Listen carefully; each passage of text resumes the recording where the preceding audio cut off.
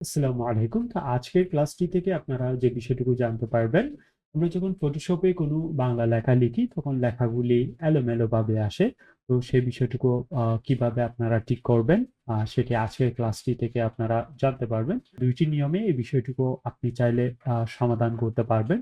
১ম ক্ষেত্রে আপনি যখন এখানে টাইপ করবেন, কোনো বাংলা টাইপ করবেন, তখন আ এই বাংলা টাইপগুলি যদি এলোমেলোভাবে আসে, তখন সেক্ষেত্রে আপনি এই যে আমি ১ম দিকে যে লেখাটি লিখলাম, এখানে আমি পটচপচ একটি কথা লিখলাম।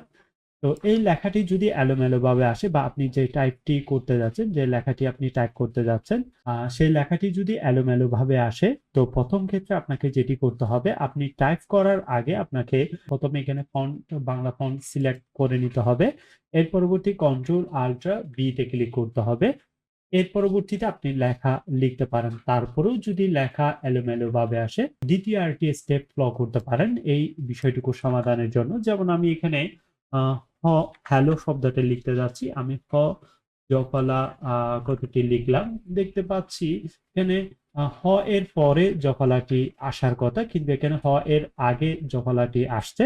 তো এই বিষয়টুকু সমাধান করার জন্য যে বিষয়টুকু আমি আপনাদেরকে বলতে চাচ্ছিলাম, ২য় ক্ষেত্রে আপনি যে বিষয়টুকু করবেন, আপনি দেখতে পাচ্ছেন লেখাগুলি এলোমেলোভাবে আসতেছে।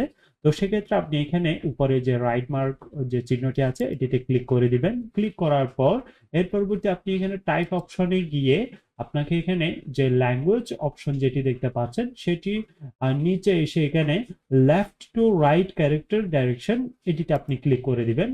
যেমনটি আপনারা দেখতে পাচ্ছেন, আমি ক্লিক করার সাথে সাথে হ্যালো শব্দটি, আমি যে লেখাটি লিখতে চাচ্ছিলাম, এখানে এখন দেখতে পাচ্ছেন আপনারা হ্যালো শব্দটি আমি সঠিকপূর্ণভাবে লিখতে পেরেছি, বা টাইপ করার ক্ষেত্রে আর কোনো এলোমেলো সমস্যা হচ্ছে না।